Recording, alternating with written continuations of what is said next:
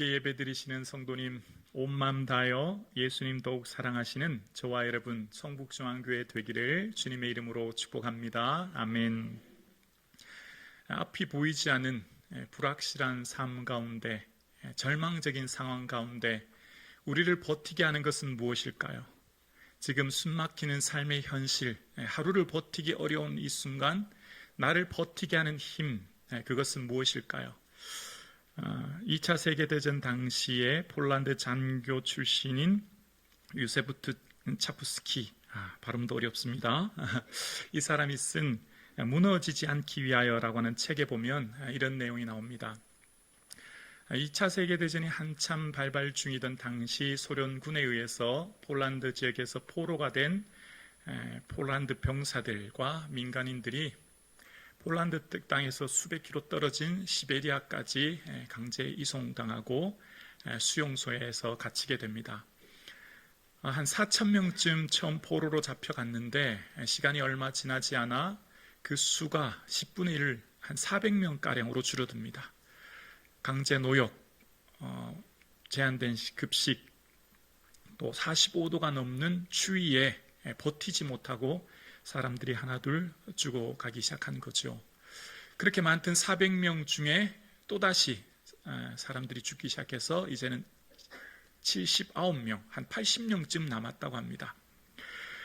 그라초프 수용소에 남았던 이 사람들, 이 폐허가 된 이 수도원을 수용소로 썼다고 해요. 그러니까 잠자리에서도 굉장히 불편했고, 특히 영하의 날씨가 그들을 괴롭혔는데 언제 죽을지 모르는 그 두려움 속에서 그들이 무너지지 않기 위해, 버티기 위해 어떻게 해야 될까 생각하다가 서로가 논의해서 우리가 함께 모여서 이야기할 수 있는 시간을 좀 요청하자.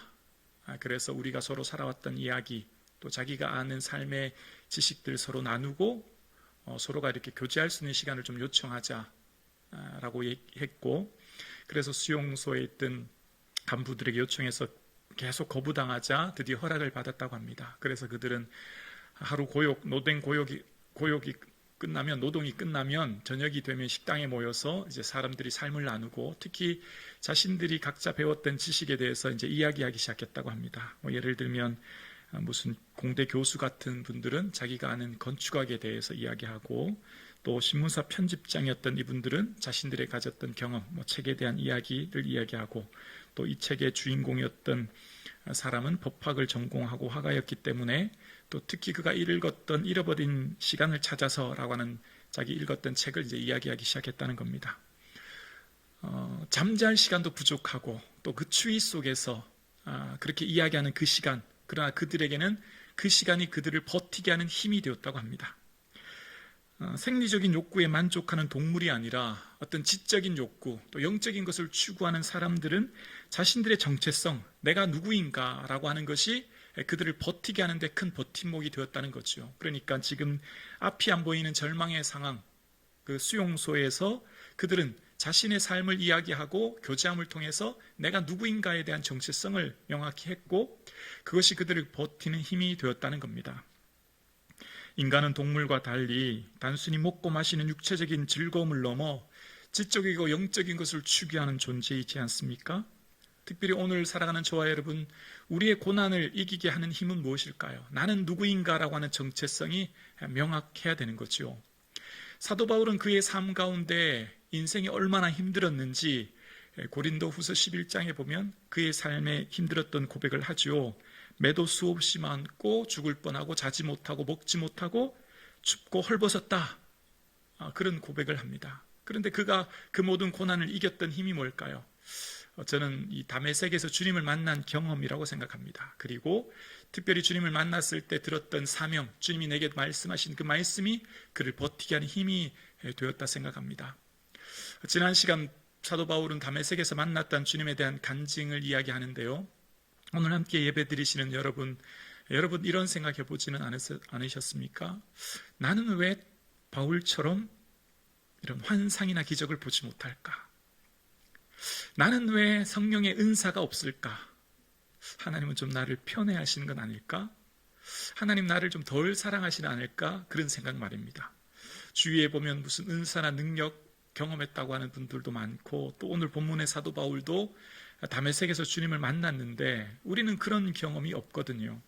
그런데 우리는 기적과 환상, 치유, 은사가 없다고 해도 낙심하지 않습니다. 왜냐하면 분명한 말씀이 우리에게 있기 때문입니다. 이 말씀이 특별한 계시입니다. 그래서 이 말씀 앞에 붙는 수식어가 있어요. 말씀 앞에는 뭐가 붙냐면 생명의 말씀이라고 합니다. 사도 바울이 그의 삶을 살아왔던 힘을 생명의 말씀을 밝혀 나의 다름질이 헛되지 아니하고 수고도 헛되지 아니하므로 그리스도의 나로 자랑할 것이 있게 하려 함이라, 그 고백하거든요. 말씀 앞에 붙는 단어가 유일하게 생명입니다. 여러분, 치유 앞에 생명이 붙습니까? 성경 한번 찾아보십시오. 생명의 치유. 환상 앞에 생명이 붙습니까? 무슨 환상의 생명의 환상, 생명의 기적, 생명의 은사, 이런 말 붙지 않습니다. 오직 유일하게 생명이 붙는 단어는 말씀입니다. 말씀이 우리를 살리는 줄로 믿습니다. 말씀이 생명이고 능력이고 권능이 있는 거예요. 베드로가 예수님과 함께 동행했던 제자 중에 유일하게 가장 많은 능력을 경험했죠. 베드로는 물리도 걸었지 않습니까? 근데 베드로는 그의 삶을 초대교회에 편지하면서 교회를 격려할 때, 베드로 전후서에 편지할 때 자신의 특별한 기적 경험 쓰지 않습니다. 유일하게 딱 한 가지 얘기하거든요. 바로 변화산에서 예수님을 만났던 경험이거든요. 이는 내 사랑하는 아들이라 내 기뻐하는 자라고 하는 말씀을 들었다는 그 얘기를 유일하게 씁니다. 근데 그 얘기를 쓰는 이유는 내가 이만큼 능력을 경험했다라고 그 얘기하려고 하는 게 아니에요. 그 얘기를 하는 이유는 더 확실한 예언이 있다. 환상, 기적보다 더 환실한 예언이 있다. 그게 뭐냐고요? 바로 성경이다. 그 얘기하기 위해서 그 얘기를 쓴 겁니다. 우리에게 가장 특별한 확실한 계시가 있습니다. 바로 성경입니다.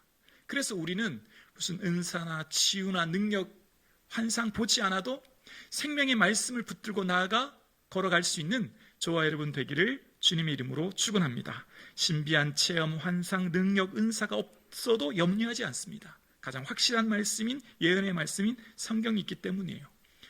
사도 바울이 아그리빠 왕 앞에서 자신을 변호하는 내용 중에 압달락은 자신이 젊었을 때 유대인들과 똑같이 자신도 그리스도인들을 박해하는 사람이었고, 그러던 도중에 다메섹으로 가다가 주님을 만났다라고 이야기합니다. 오늘 압달락이죠. 그리고 난 후에 자신이 이제 유대인들에게, 이방인들에게 전한 것은 바로 회개다, 회개 합당일을 하라라고 하는 것을 전했다라고 오늘 얘기합니다. 그러니까 회개는 복음의 핵심입니다. 핵심 중에 핵심, 그 가치가 회개예요. 회개는 마음을 바꾸다라는 원어의 뜻이 있는데요, 회개는 하나님과 인격적인 관계의 회복을 말합니다. 이 회개가 얼마나 중요하냐면 예수님이 처음 이 땅에 오셨을 때 제일 먼저 첫 번째로 하신 말씀, 복음이 바로 회개하라, 천국이 가까웠다라는 말씀이고요. 예수님 마지막 부활하셨을 때 제자들에게 하신 말씀도 예수님께서는 그의 이름으로 죄 사함을 받게 하는 회개가 예루살렘으로부터 시작하여 온 족속에게 전파될 것이다 라고 말씀하심으로 회개를 말씀하시는 거예요. 그러니까 예수님 말씀하신 복음의 핵심은 회개인 거죠. 왜 회개가 중요할까요? 회개를 통해 죄 사함을 받거든요. 그 죄 사함의 은혜로 우리가 구원받는 거거든요. 그러니까 이 회개는 하나님의 뜻입니다. 여러분, 하나님의 뜻하면 흔히 어떻게 기억나시죠? 항상 기뻐하라, 쉬지 말고 기도하라, 범사에 감사하라, 익히 알고 계시죠? 그런데 하나님의 뜻이 여기에 있습니다. 바로 회개예요. 사도 바울은 그가 에베소에서 어떻게 목회했는지 설교하는 내용을 추상할 때 에베소서 20장 21절에 보면 밀레도에서 장로들에게 목회했던 설교의 내용이 뭔지를 사도행전 20장 21절 자막 보여주실 수 있나요? 20장 21절에 이렇게 말합니다. 유대인과 헬라인들에게 하나님에 대한 회개와 우리 주 예수 그리스도에 대한 믿음을 증언한 것이다. 사도 바울이 평생 목회한 중요한 두 가지는 회개와 믿음 두 가지였다는 거예요. 이것이 어떠냐면 27절 보여주실래요? 20장 27절이요. 이는 내가 꺼리지 않고 함께 고백할까요? 하나님의 뜻을 다 여러분에게 전하였음이니라. 아멘.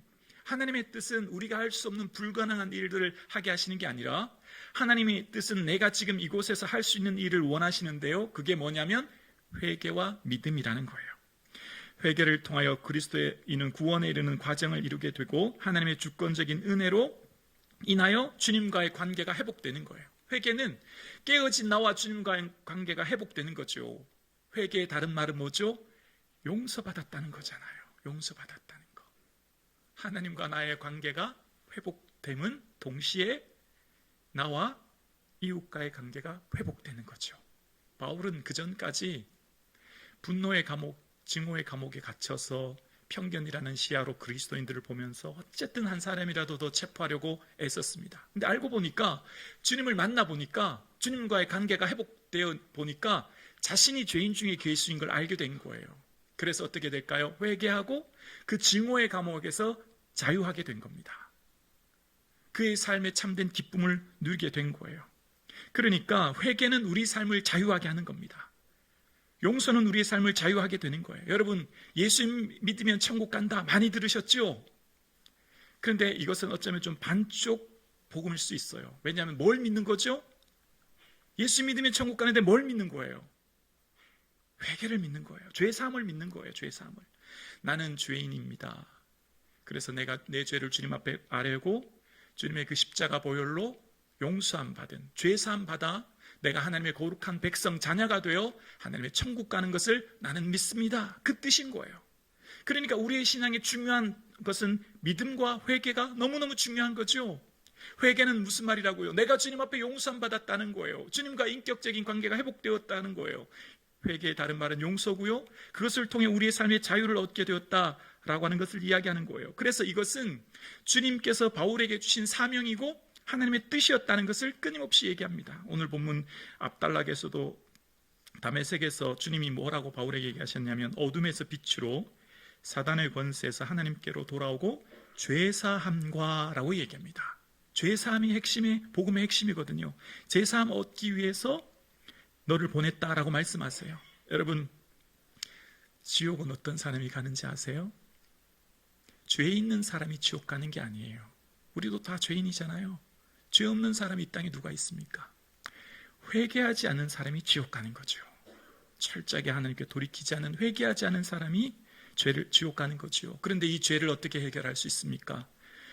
스스로 잿물로 씻고 수많은 비누로 씻을지라도 해결할 수 없다. 예레미야서 2장에 이야기합니다. 우리의 죄는 오직 예수 그리스도의 십자가 피 흘리심의 그 은혜로 용서함 받는 것이고, 그래서 우리는 구원 얻는 것이죠. 그래서 이 회개를 통해서 우리는요, 참된 자유를 얻게 되는 거예요. 오늘 본문의 사도 바울은요, 자신을 향해서 유대인들이 어떻게 했는지 21절에 보면 이렇게 이야기합니다. 21절이요. 유대인들이 성전에서 나를 잡아 죽이고자 하였으나, 사도 바울을 유대인들이 어떻게 했냐면 죽이고자 끊임없이 애썼다는 겁니다. 여러분, 사도 바울의 삶을 한번 살펴보십시오. 다메섹에서 주님을 만난 다음에 다메섹 성에 들어갑니다. 그 도시에 들어갔더니 유대인들이 바울을 죽이려고 해요. 그래서 성벽에서 바구리 타고 내려와서 도망갔죠. 200km가 넘는 예루살렘까지 왔어요. 근데 예루살렘에서도 똑같이 그를 시기해서 또 죽이려고 합니다. 바울을 죽이려고 하는 수많은 사람들이 있었어요. 그래서 그를 죽이려고 하는 40명의 자객, 돌을 던져 죽이려고 하기도 하고 밤에 몰래 피해 도망 나오기도 하는 그 고통의 시간을 보냈습니다. 그런 삶 가운데 바울의 삶은요, 지금 어떤 상황 가운데 있죠? 바울은 가이사랴라고 하는 죄수의 신분으로 감금되어 있습니다. 몸이 재판받기 위해 아무 데도 갈 수 없는 구류되어 있는 상태입니다. 그러나 몸은 갇혀 있지만 마음은 자유한 겁니다. 반대로 유대인들을 한번 생각해 볼까요? 감옥 밖에 있는 유대인들이요. 유대인들은 지금 바울을 어떻게 하려고 하고죠? 키에만 대면 죽이려고 합니다. 몸은 자유인이지만 마음은 증오의 감옥에 갇혀 스스로 종살이하며 사는 겁니다. 그들의 마음은 증오라고 하는, 바울을 죽여야 된다고 하는 그 미움에 갇혀서 얽매여서 거기에 종살이하고 있는 거예요. 참된 기쁨을 누리지 못한 채 살아가고 있는 거죠. 바울의 몸은 비록 감옥에 갇혀 있지만 자신을 죽이려고 하는 유대인들을 향해 단 한 번도 복수하거나 보복하거나 혹은 자신을 죽이려고 하는 사람을 향해 두려워하지 않아요. 왜냐하면 주님 안에 내가 이미 그들을 용서했기 때문이에요. 마음의 감옥에서는 그는 이미 자유를 맛본 거예요. 비록 몸은 억류되어 있고 구금되어 있을지 모르나 바울의 마음은 어느 누구도 얽매일 수 없는 거죠. 그러나 유대인들은 어떻습니까?